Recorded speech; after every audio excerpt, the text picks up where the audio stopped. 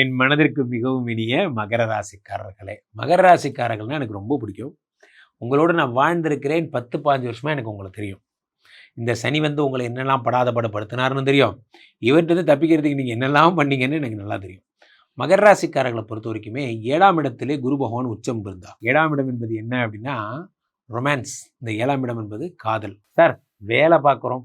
வேலை பார்க்காத நாள்னு ஒண்ணு இருக்கா? எப்ப பார்த்தாலும் போர், போர், போர்ன்னே சுத்திட்டு. முதல்வனே வனே அந்த மாதிரிலாம்.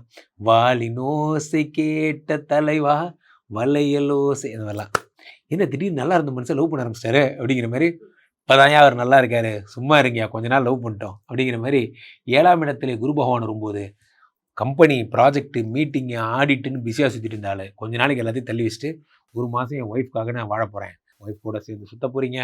ஒரே குற்றாலம் தான், கொடைக்கானல் தான், ஆல் பிஸ்னஸ் எல்லாம் ஸ்டாப் பண்ணு. நான் எதுலேயும் இன்வால்வ் ஆக போகிறதில்ல.